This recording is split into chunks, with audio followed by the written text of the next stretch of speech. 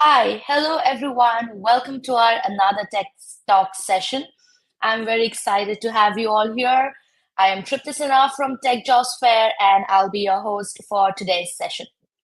And today I'm here with our special guest, Miss Catherine Leduc. I hope I pronounced it correctly. Yes. Yes. Let me give a brief about Catherine. Catherine is a biochemist with a specialization in drug development. She is a certified NLP and RSCI coach. She has 17 years of experience in pharma industry. She's a speaker, author of multiple online courses on job searching and career management. She's also been the go-to person for job searching and career advice in her expat circles for over a decade before launching as a career coach. So let's welcome her. Welcome to our Tech Talk session, Catherine. How are you doing? I'm doing great. Thanks for having me today. It's kicking off the week very nicely. Not the week, but the year, actually. Yeah. And also, Happy New Year to all of our viewers. So, Indeed, indeed. before we start with the session, let me just quickly tell you the topic for today. The topic for today is going to be why is it so challenging to search a job? Yes.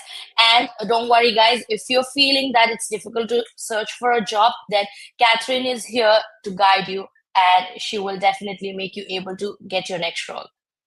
So, Catherine, before we start with this session, like the conversation and everything, I would like you to give a brief, about yourself and your journey in tech and in pharma. How did you, switch from being a biochemist to a job coach? So, give us a little journey of yours. Yeah, well, it's quite a pivot, and I hope it's inspiring for everyone who has a tech background and is potentially considering a career transition or to expand their horizons. It is actually possible. So I basically, indeed, I trained as a biochemist, specialized in drug development. Never actually worked in a lab. That was not my goal. I actually worked in pre-launch portfolio strategy. I loved my job, but I'm also a believer that your career has to eventually adapt to the different phases in life. So I'm now a mother. I have two boys of 9 and 12. And when they were younger, about 7 years ago, I basically decided to add to my training background in order to be able to then become entrepreneur, something I had in the plans. And at the same time that I decided to make the plunge and basically kind of craft or create a job that would work better around my family life, I decided to also kind of just go and explore new things. And one of the things I realized is that first and foremost, that most people are not in the driver's seat of their career. They don't necessarily have a plan. And one of the main um, roadblocks to succeeding in your career is the fact that people don't actually carve out the time to think about where they're going, what they want to achieve next, how they're going to get there, etc. And I think this is even more so in scientific careers because the back or the tech careers in general, STEM, tech, scientific careers, that the background knowledge is very complex, yeah. And very often in those businesses like in pharma, it's very valuable to be able to understand like the deeper kind of industry knowledge and to bridge this with the other departments, the other functions. And there are lots of non-obvious roles that can in which people's career can also expand, like I did, going from biochemistry to portfolio management. So I don't know. I've been the go-to person, as you said, in expat circles, or I had like lots of people coming to me for advice. It's just something that came naturally to me.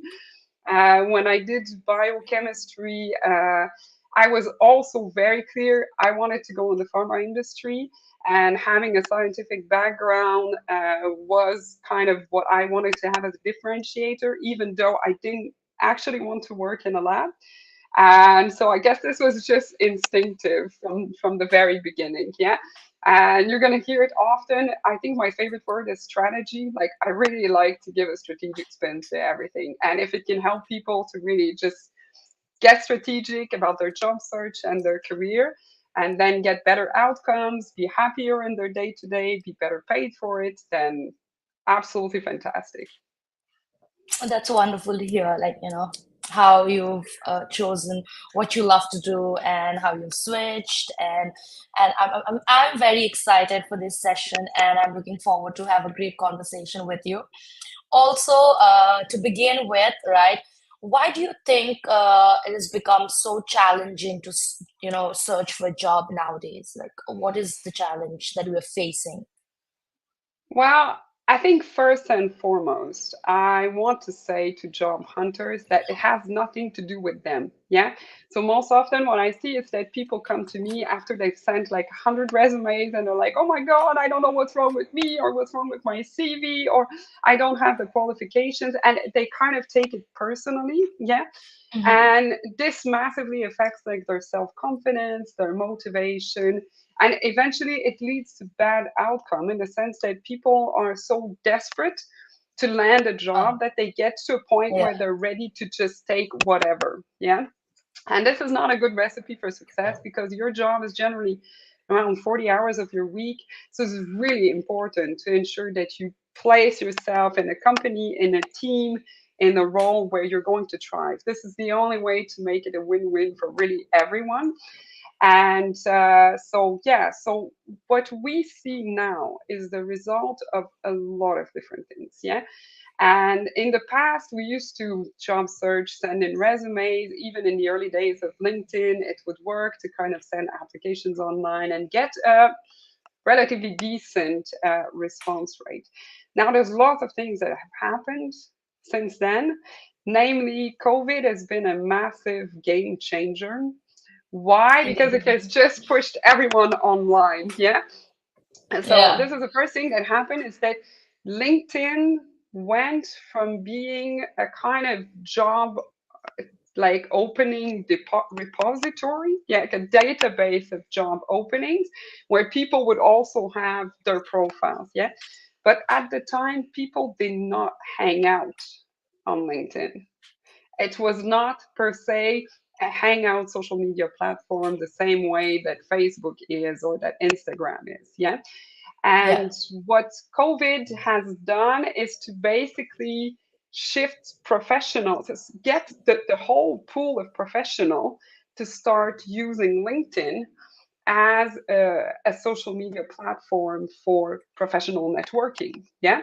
So it yeah, has, yeah. and it's interesting because it was already what's something that LinkedIn had in mind to foster was for people to use the platform to connect, to exchange, to share information. So in this sense, COVID was like a really good catalyst for LinkedIn. Yeah. So it has changed the focus of the platform or how the platform is used, but it has also changed the traffic on the platform because LinkedIn has seen a massive increase not only in the number of users but the number of active users. Yeah.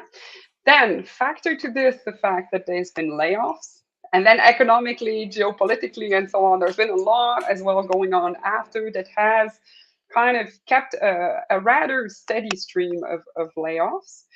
What COVID has done as well is to allow people to start working from home. Yeah. So Yeah. now you have also, for a lot of jobs, the possibility to work remotely. Hmm. Yeah. So companies have Yeah. started realizing that this is possible. A lot of companies are exploring options such as we want the best candidates and we don't mind if they're actually working from our London office or our Zurich office or a Munich office. Yeah. And what does that mean for job hunters is that as soon as a company is posting something on LinkedIn, you also have jobs now that can be posted as remote, is that it's visible to a lot more potential candidates. Yeah. Yeah. And this means that it's bringing what I call like a tsunami of applications. Everyone who is looking to or is able to work remotely, or sometimes companies will even cross post in different geographies. Yeah, so Hmm. you see like hundreds of applicants for just about every job. Yeah, and then Yeah, for yeah, job hunters, it becomes extremely difficult to stand out. Yeah, so you have like this kind of dual problem whereby the job hunters are applying online and getting like almost automatic rejections, or like, the response rate typically is about like 1 to 2%. Yeah. So when you apply online. And then on the other hand, you have companies that are actually like at a loss in terms of like how do you find the perfect gem in amongst like 800 CV? Like just humanly, you cannot yeah. possibly run through 800 CV and have a good kind of comparative overview of your candidate. It's just not possible. It's just not possible, or at least not everyone can do that.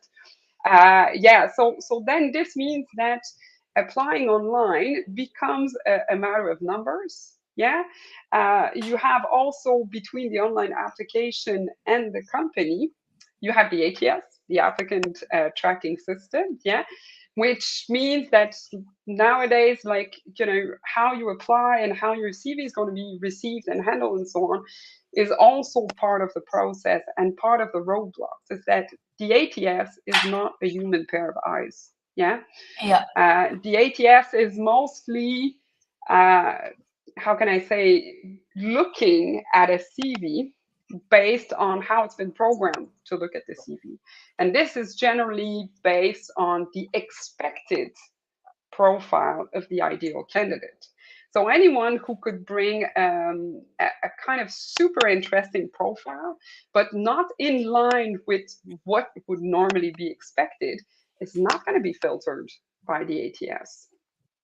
Yeah. Okay, okay, So yeah. this is people who do a career transition, for example, and in cases like, age, career breaks, all those things, they of course disadvantage you. Yeah, they are not, and this is really important to understand, is that a lot of those things are not deal breakers. They will not prevent you from getting hired, but they may increase the challenge. They will actually, it's not just that they will increase the challenge when you apply online, because online it's a comparison game. It's not just you versus the job description. The most people come to me, it's like, yeah, I don't understand, I was a perfect fit for the job description, Yeah, why did they not contact me? And then this is yeah, the perspective of them versus a job description, and they forget that next to them were like 300 other candidates. Yeah.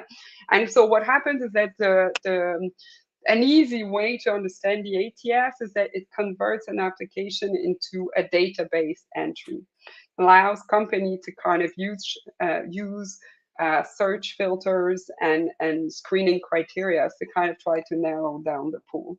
And mm, this is where, if you're on the edge, sorry, uh, this can kind of play against you. Yeah.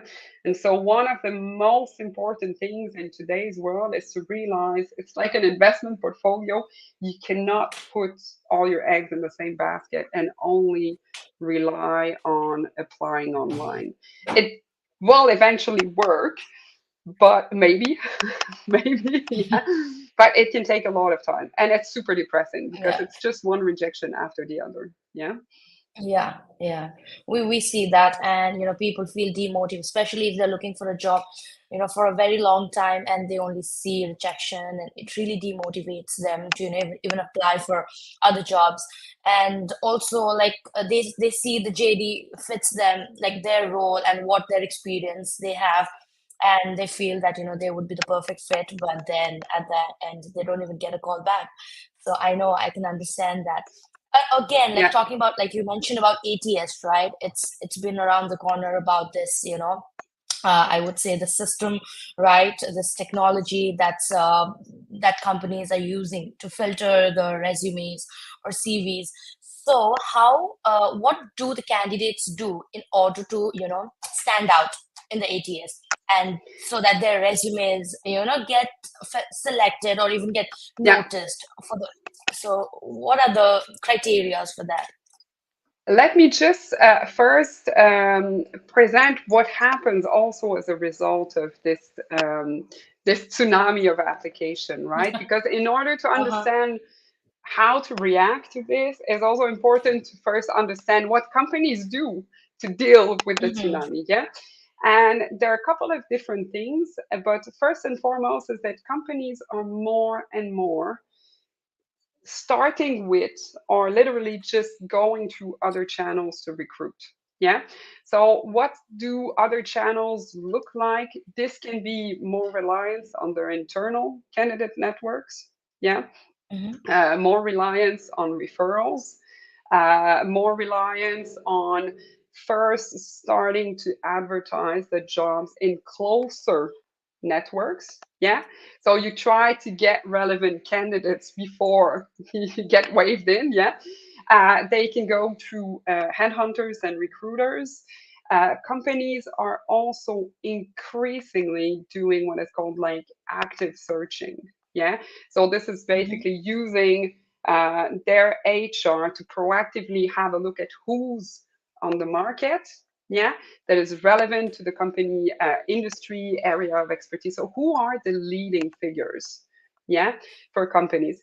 And because of this means that a lot of jobs will get filled before they even get on your radar, before they even get broadly advertised on LinkedIn. And it's important to know that large companies, um, they also often have procedures in place. Yeah. So even if they have a selected internal candidate, it is likely they have to benchmark that candidate with external candidates as well. So that means that a lot of the jobs that you see online, they're already filled and they're just Yeah, at the stage of benchmarking you. Yeah. So you might have a lot of hopes with regards to the application, but that role is it's an illusion because it's not actually available to you. Yeah. So that's interesting. this is what we call the hidden job market. Yeah. And so, to your question, what do you do then about the fact that standing out for the ATS is quite challenging, and understanding the fact that a lot of jobs are kind of filled through different channels. Yeah. So, what I would say is you really have to look at diversifying how you apply for jobs. And it's counterintuitive because for most job hunters, when the job is on LinkedIn, it's concrete and it's tangible. And when we talk about doing networking for your job search, people are like, yeah, but when am I going to, how can I know that the company or the person I approach is going to have a job in the near future? And you cannot predict this. And yes, it's a matter of randomness if you want, but compared to the 1%, 1 to 2% response rate when you apply online, going to your network yields much, much, much higher results. But it's a bit of a matter of trusting, even if it's less tangible. But still, what I tell people is do both. Yeah. So make sure that you do both. And also, one of the how can I say, one of the very important points is that a lot of people try to do networking, but they don't necessarily do networking the right way. Yeah. So asking flat out for a referral from someone that you don't know very well, it's unlikely to get you results. Yeah. So, one of the first Mhm. things I think that is important to understand is that networking in the context of job searching is mostly about creating a network of eyes and ears that can relay job leads to you, and then it's up to you to act on those job leads, right? So it's not about referrals, it's about job Mhm. lead generation. If you look at it this way, it's also much more likely that the people are going to help you, because asking someone to share information about an opening in a company is a much uh, lower ask than asking a brand new connection to do a full endorsement of your professional skills, which they cannot do anyway because they don't know you yet. Yeah, Yeah. Yeah. unless you leverage LinkedIn well, which is another part of the strategy. But the basically what's important to know is to put yourself out there. So this requires a really good understanding of what is your target role, what are your target companies. Yeah. So what I see is that a lot of job hunters, they scoop very large, thinking, well, if I'm positioned for different types of role, different types of industries, different types of jobs, then I increase the possibilities that I will find a job. Again, this is super counterintuitive because what happens generally is that it kills your credibility. Yeah, Mm. because you cannot be good at everything, and Yeah. it does not create the opportunity to show why you add additional value to a certain segment. Yeah, so I'm a job search coach. What I do is mostly marketing based. Yeah, it's like it looks at branding, it looks at LinkedIn, it looks at networking. How you do that is independent of the industry. So I could and I do work with people across different industries.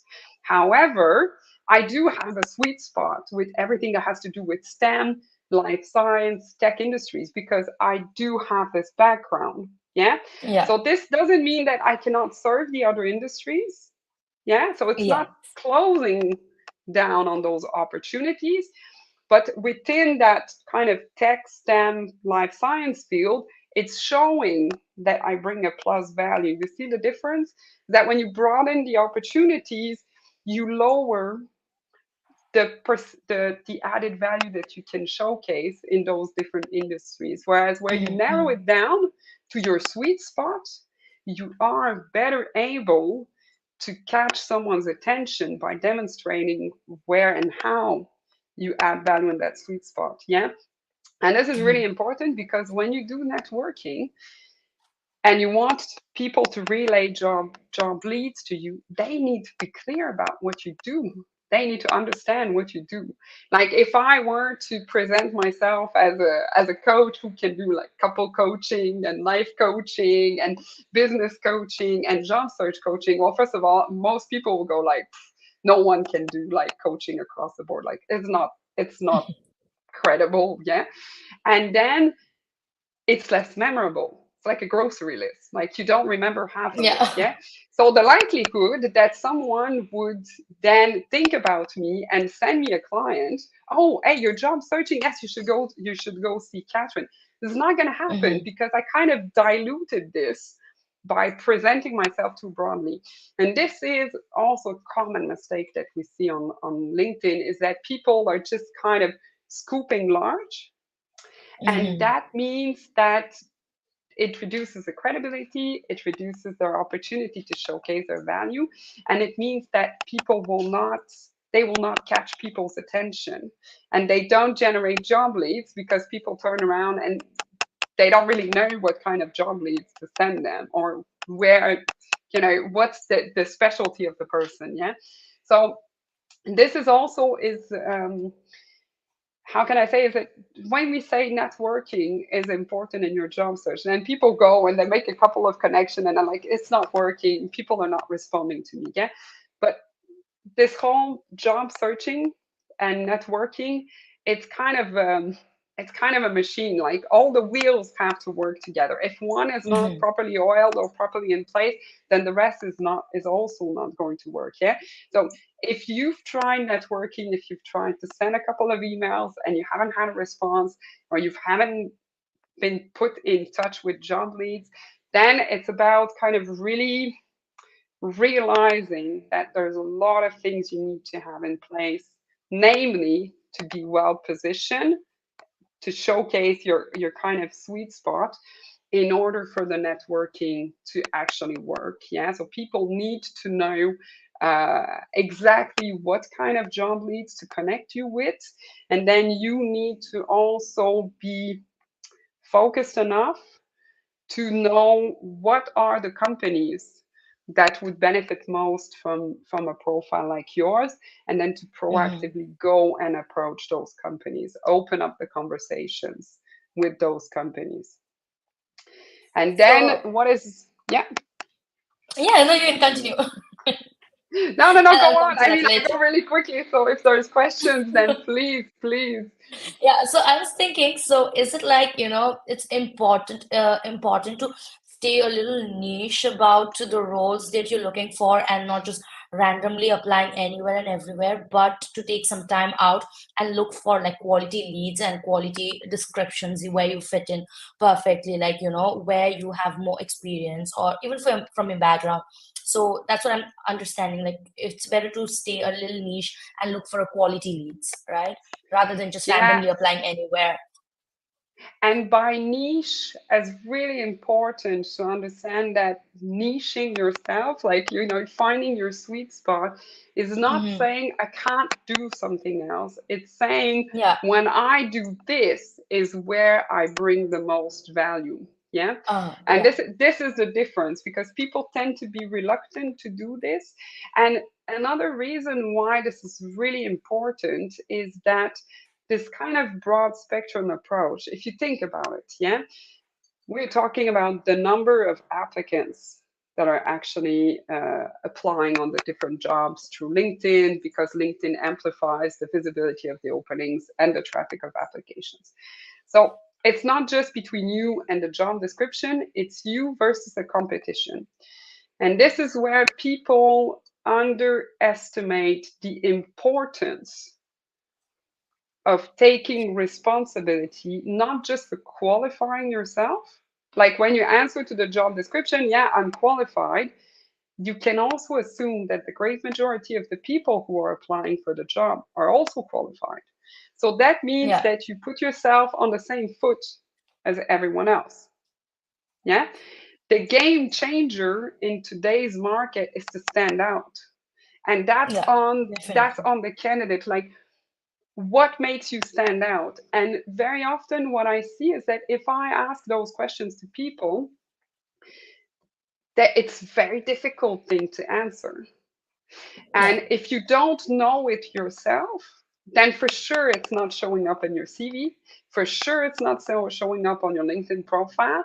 And for sure it's not also intentionally put forward in how you manage your activity. So what other people see on Hmm. LinkedIn. Yeah. So the most important part, and this is really, it's the basis for everything, is to work on the branding element. Like, you need to have clarity about what you bring, what you bring to the table before you can go and kind of put it out there. And a lot of times people come to me and say, yeah, do you do CV reviews? And I'm like, well, not really, because the quality of a CV, that like a good high impact CV, in my view, is defined by how well it conveys your brand. So basically, how your position is one thing, but most importantly, how you stand out and how you bring value. And just looking at a resume, I can tell you I see a brand or not. But if we haven't worked on the branding together to get that clarity on those elements, then the rest is surface polishing. Yeah. So when I tell people, yes, the CV is kind of important, and I say kind of important, but you cannot have a good CV if you don't have the foundation, and the foundation is the branding. And this is like, it's so often overlooked, because also people push back and say, nah, I don't really like selling myself. And it's not about selling yourself. That's Yeah. yes, it's a marketing word. Yeah. So of course it makes us think it's about like sales pitching yourself, but you cannot help an interviewer or a person who's reading your CV or your LinkedIn profile. You cannot help them get to know you if you don't know it yourself. And Yeah. so for Yeah. me, the branding is about, it's a self discovery journey. It's about getting very clear about your strengths, revisiting your experience, past achievements, in order to be able to really bring this into the conversation, to help the other person get to know you in line, of course, with what it is that they need for that job. Yeah, so it's about explaining.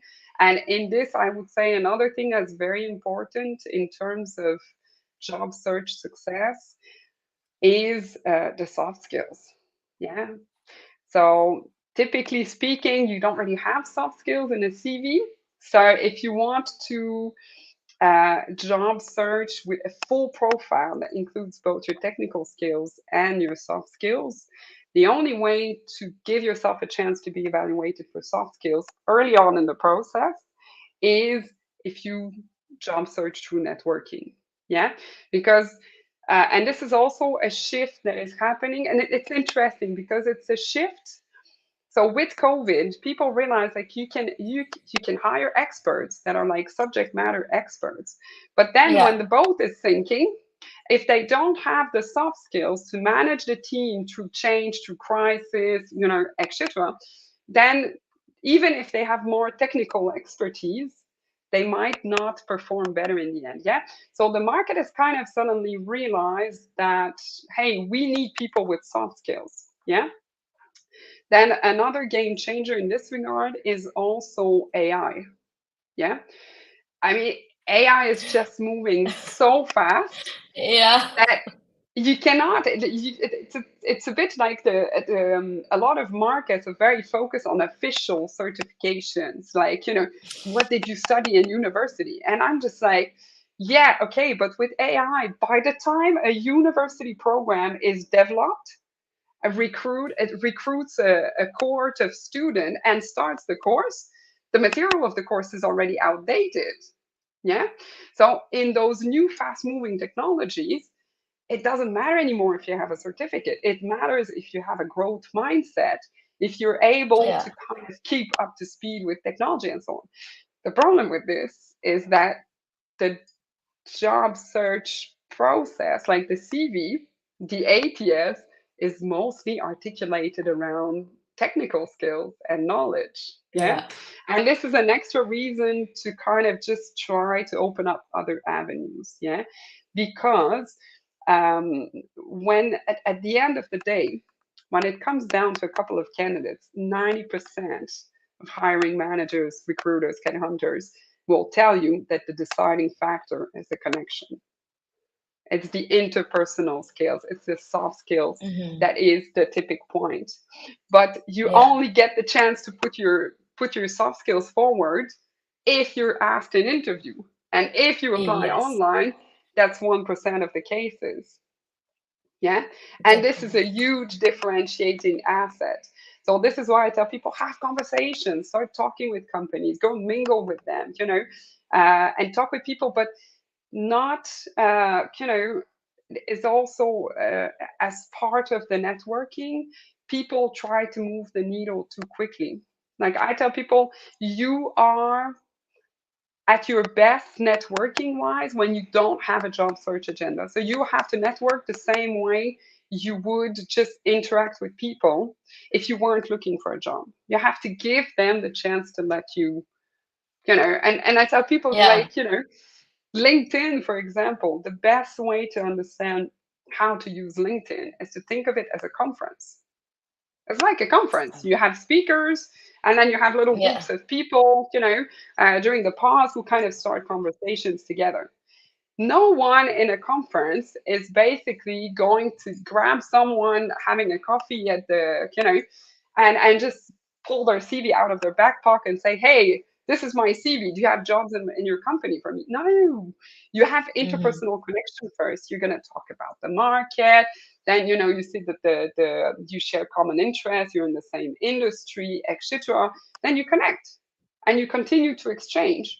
And then at a later stage, you bring the job search element into the conversation. Yeah. So very often people are a bit reluctant precisely for that because they just get rammed in by job hunters. Yeah. So and another thing I see often, because I'm often confused for a recruiter, so I do get a big sample of people sending Yeah. me their CV thinking I'm a recruiter. Yeah.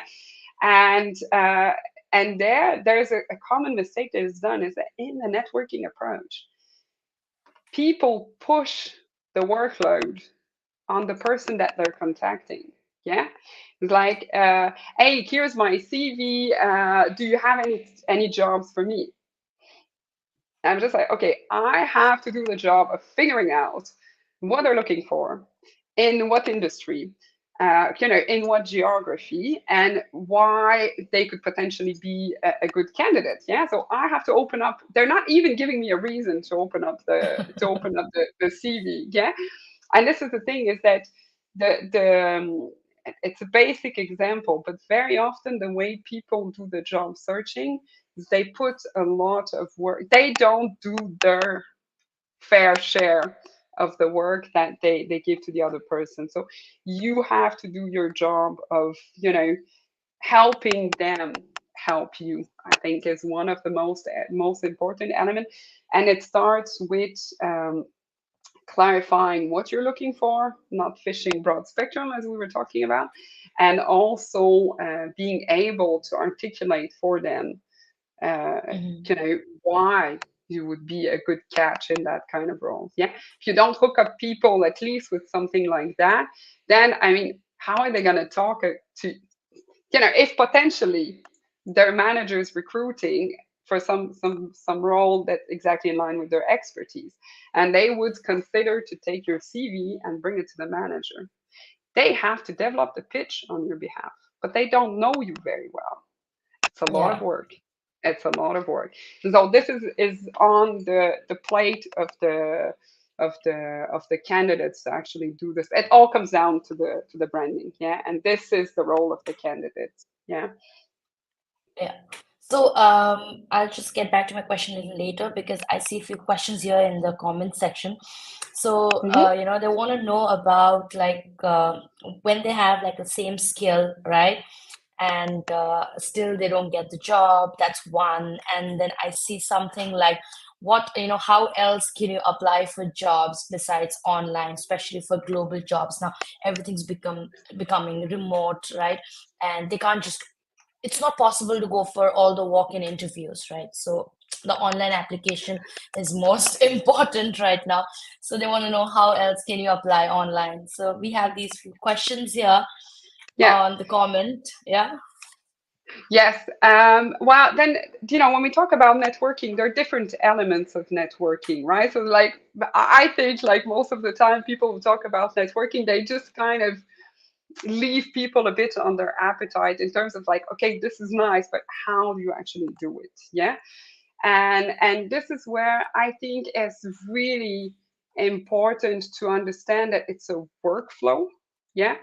That it's focused on job lead generation. And because the opening or the job that you are looking for, that you're targeting, may not open immediately in your target company. This means there's one element that's really important is to stay on top of mind of the person. Yeah. So if you approach someone, it's like, yeah, I'm looking for this and stuff. If you hear of a lead, let me know. Okay. 1 month passes, the person doesn't remember anymore. Yeah. And they've also only had one very little interaction with you, which may or may not have been sufficient for them to form an opinion about you. Yeah. Comes in LinkedIn. Yeah. So LinkedIn is, a lot of people push back saying, yeah, it's a social media platform. You can lose a lot of time, etc. Okay, fair enough. Yeah. But it is hugely powerful for job hunters because if you think about it, like in the early days that I was job searching, we had like the phone or emails. And it's Yeah. much more difficult to find a reason to call someone and have a conversation than to hang out on LinkedIn and interact with the person. Yeah. And Yeah. it Yeah. feels much more pushy to call every couple of weeks than to just basically bump into someone on LinkedIn every now and then when you're in the same Yeah. industry. Yeah. So Yes. think about LinkedIn then as a facilitator to kind of create that workflow where you have repeated interactions with the person so the person is reminded of you. Can be they see you on their workflow, can be through I was talking about LinkedIn as a conference. When someone posts something, it's a bit like a small group of people, and the person posting is the person who kind of throws a topic into the conversation. And your comments is you participating in a small group conversation. It's super powerful. Yeah, it's super powerful, and it's 24/7. And contrary to conferences and events, they're really nice, they're fun to attend, but who you meet is rather random. So you can be very lucky or very unlucky. On LinkedIn, you can tailor who you see and bump into at that conference. So it makes it even more powerful.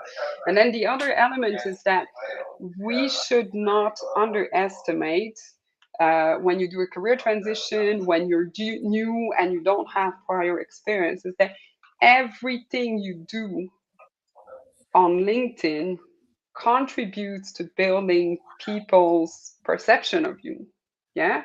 So what you share, how you articulate your comments, the kind of comments, the ideas, the topics that you're interested in, whether it's work related topics or the voluntary work that you're doing or whatever. I mean, I'm not advocating that people start posting what they eat and what they do like they do on Instagram and LinkedIn. That's not the point. Yeah, but is also you don't have to be 100% professional only, like we're also human beings. Yeah. So Yeah. and this is the thing, is that people then get to know you. You're a candidate with a face. You have a chance to build up, to showcase that brand, to put yourself on that stage. Yeah. So similar to the Yeah. conferences, in my days you had to be a professional in order to be asked as a speaker on stage. Yeah. With LinkedIn, you can put yourself on the stage to build that recognition for your expertise. You Yeah. have the control over it. Yeah. And this is where Yeah. people kind of, most people are a bit kind of too shy to put themselves in the spotlight. And if this can help, it took me 1 year to push publish on my first article on LinkedIn. Yeah. So it's easy to advocate. Yeah. It doesn't mean it's easy to do it. But what I mean to say is it's normal. Everyone has that. And what we look at is generally like the influencers, so the people who are years into the process of building a brand into LinkedIn. Yeah. So start small. Start small. Start with small conversations. Interacting and so on, reaching out to people. And it doesn't have to be you publish like a 5-page kind of expertise article. Like it doesn't have to be that. That's not the starting point. That's kind of already a couple of levels into brand building on LinkedIn. Yeah, but there is a potential there. And if you're not yet ready to go out of the shadows on LinkedIn, then what I tell people is there's another potential for LinkedIn with the networking is to generate ideas of topic to interact with your connection. So I was saying in the past, we had to pick up the phone or to send an email and find what to talk about. LinkedIn gives you those opportunities because there are events coming up, there are things happening, etc. And this creates interesting topics for conversation. So it's kind of mutually, like it's a platform to build a brand, it's a platform to have connections, but also to create ideas and opportunities for those connections. Yeah. And then it's about learning how to build all this together in that kind of workflow. Yeah. So that people see you build this recognition, if you want, for your skills, for your expertise, for your thought leadership, and then making sure that they are clear that you're looking for something as well and that they can support you by generating job leads, putting you in contact with leads, and so on and so forth. Yeah. And Yeah. this works really, really well. Also because, as I said, a lot of companies are more and more going to active searching. Recruiters are using this, headhunters are using this, and even worse is that companies are now starting to flag the leading figures in the different fields, even if they don't have a position to actively fill. Yeah. So meaning Yeah. that they're already building the pipeline for when the need Yeah. comes. Yeah. Yeah. Yeah. So yeah, Future references. yeah. So now here we're talking about people with experience and background in certain areas and industries. So what would it be like for, a fresher, like they're looking for their first role? So is the process same, or how would they start looking for the job? Because we have a comment here, like for freshers, how do we do it, Yeah, right? yeah. How do we Because do it when you're less experienced?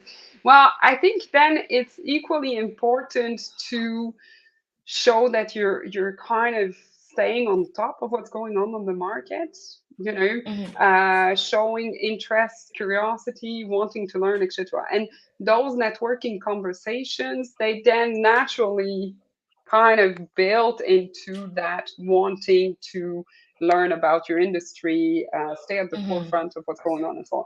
And so you can easily build those connections. And I think if you are, if you're an expat and you're new to a country, if you're returning to work after a career break, if you're entering the market as a new graduate, then what I call market research is going out there, showing curiosity and learning is a good, um, it's a good kind of door opener to interact with people. And you go and talk about mhm, the industry, talk about different things, sit down for coffee with people, and you just get them to talk about what they love, what they're passionate about, what they do. Don't make it about you, make it about the industry, the information. People who are ambitious and career oriented, in general, when you put a token in the machine and you get them to talk about what they like, then they're gonna talk. Yeah. So it's just, don't pitch your salad. Don't pull the CV in the first minute of the interaction. Show curiosity. Yeah. And then what yeah, happens is, like, throughout those discussions, you also build something. You build market knowledge. You go and talk to different players in the industry, so you get a better understanding of the different companies, of what's going on, etc. And then you see something is happening here, is that instead of sending CV over CV into a black hole and getting desperate and losing self confidence, yeah, you're mhm, building knowledge, you're building your network, yeah. And this is something that I find is really, really, really important. And one of the things I very much advocate for is to look at your job search as an opportunity to set foundations. So, get serious about understanding your brand and how to put it out there. It's a mhm, huge game changer for the rest of your career. Yeah. And when you job search, like diversifying your approach from just sending CVs into the ATS, what you do, if you do it cleverly, is that you build your brand, you build your network, strategic network in relevant companies, you increase your visibility, and you actually also elevate the brand, in the sense where people start not just knowing, oh, she's a job coach, but trusting in your capabilities because they've had some exposure to it. mhm, And also, how could I say, depending how at the forefront of new technologies, new advances you are, you also can start positioning yourself as a thought leader. Yeah. And yeah, this is what I call career assets. So if you do it well, at the end of your job search, instead of having wasted months of your life sending resumes into the void, you can come out of this process having built something that is then valuable for the rest of your career. And I think it completely changes the perception of, instead yeah, of I'm sitting down wasting my time for something demotivating, is in like, okay, I'm building something. Job searching is about building something. And this is really important because it gets you much more motivated, to be honest. yeah. And those assets, they are your kind of foundation to position yourself for better jobs, Yeah. it gives you the lever to negotiate, etc. Right? So it's hugely Hmm. powerful. And for freshers, um, you know, as part of the networking, as part of building skills, I always say the sooner you can start building skills on the side, whether it's through work and in parallel to your studies, internships, volunteering, strategic volunteering, like something that's there's a purpose and there's an outcome. Like I'm volunteering, I'm acquiring specific type of experience. Yeah. Um, and then doing activities that also broaden your network and your exposure. And then online courses are your friend. So I think this is now something that is it's part of the game now. It's just part of the Yeah. game. Everyone has it within their reach to kind of continuously educate themselves, and I think That's you like a have plus to do it. value. Yeah. It's not even a plus value at this stage. I think it's kind of a sine qua non requirement. Yeah. I mean, of course, if you just graduated, normally you should have your Hmm. knowledge kind of relatively up to speed. Yeah. But I think throughout a career today, you cannot afford to not keep up the pace. It's then you it's competitive markets. If you don't do it, then others will, and then you're gonna just end up in the back of the bus. Yeah.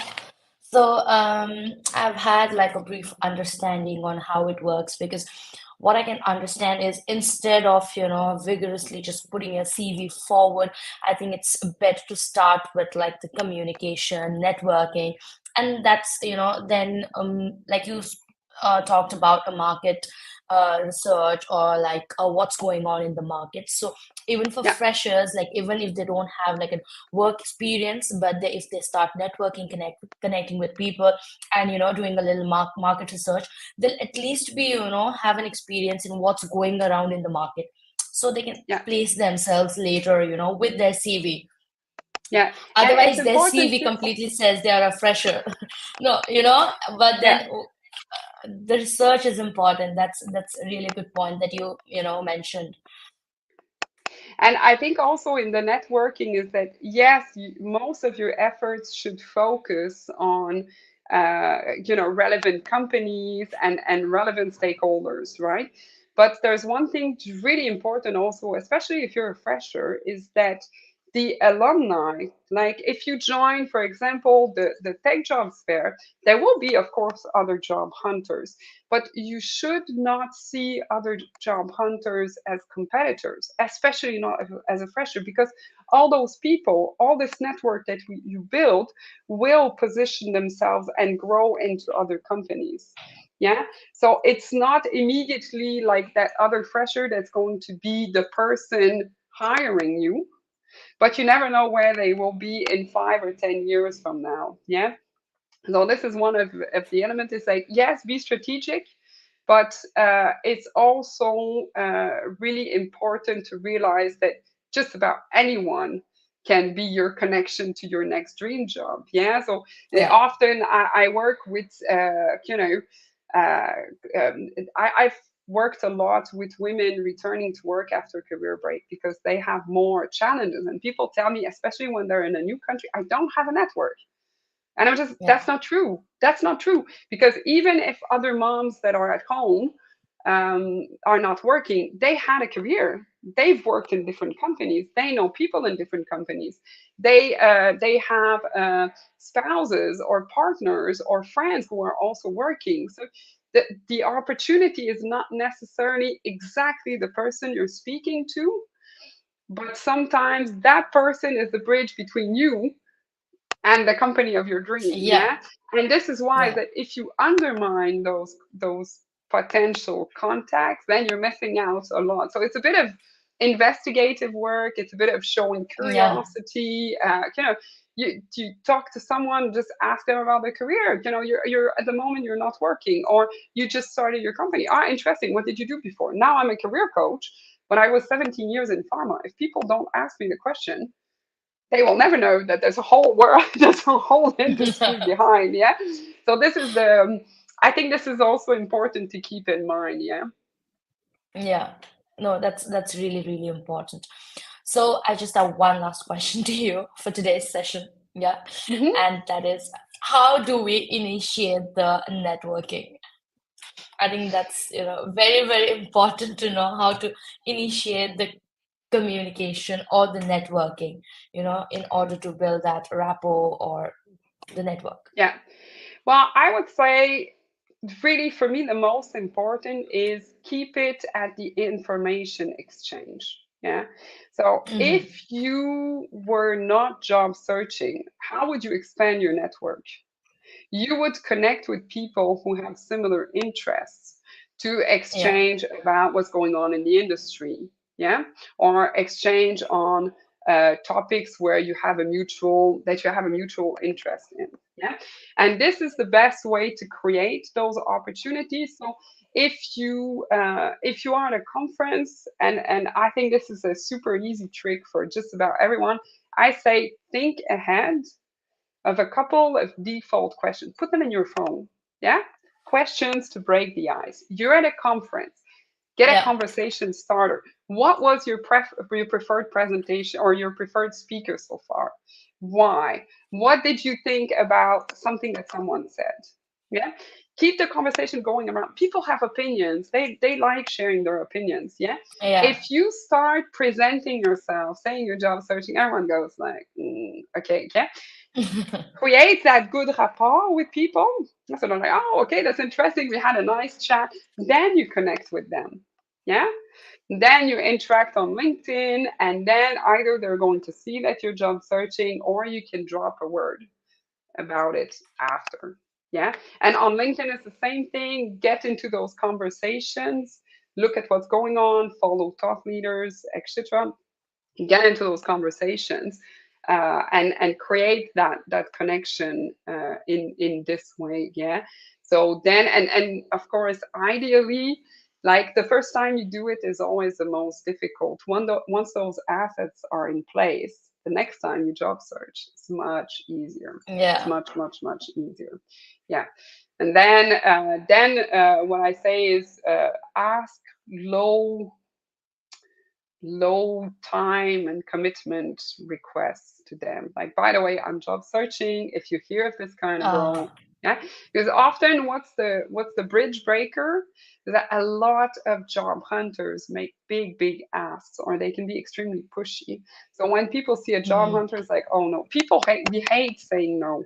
We're wired to help other people, not to say no.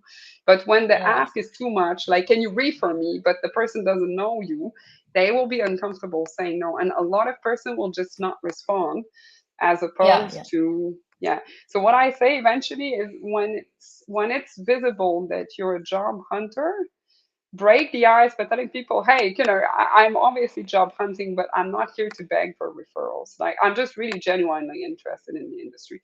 It's Hmm. refreshing to Hmm. hear. So people will typically respond very well to that. And then you can just get all the awkwardness out of the way.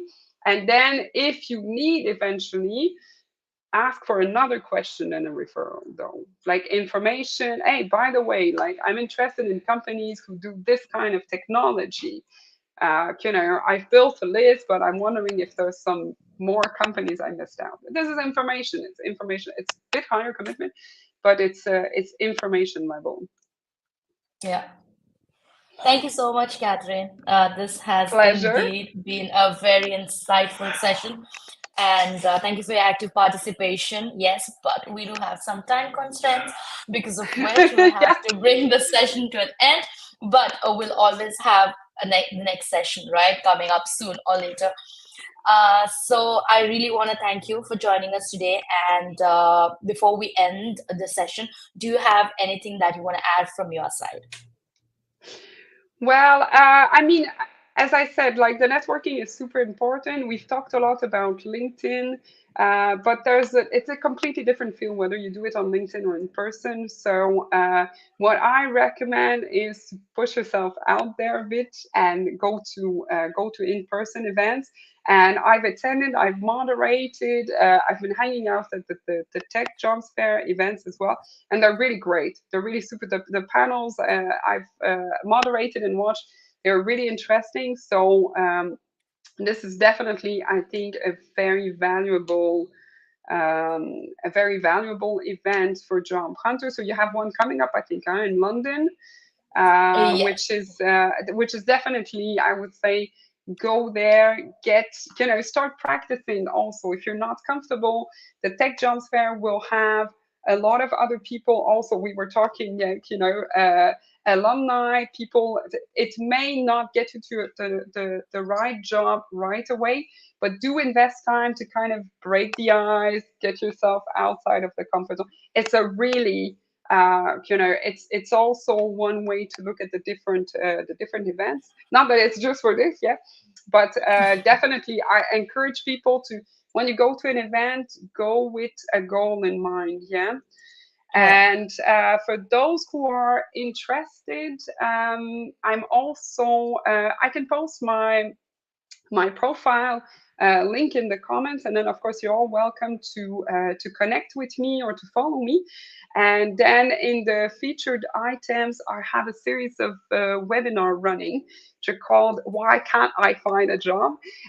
So we look around the same topics. Then I share like my approach for how to address this kind of like the struggles and new challenges and so on and so forth. So we've touched some of it today, not necessarily in the same structure approach, but if you're interested to know more, the webinar is free. So yeah, so I can paste it in the comment. All right. Thank you so much. For all the job seekers and viewers who are here today, if you are looking for jobs, yes, we have our jobs fair coming around in various countries and virtuals too. So you can go log on to techjobsfair.com and just see which location is nearest to you, or even virtual events are there. So you can go, and it's free for you to join the event. And you can also check out our platform, high tech talent, for job hunting. And Catherine will attach her, I think, the link for the webinar, or also maybe her account here in the comment section. So you can always reach out to her. Thank you so much, everyone, for joining. Until next time, take care and have a great year ahead. Thank you so much, Thanks, Catherine. Tripty. Thanks. Bye Bye. bye.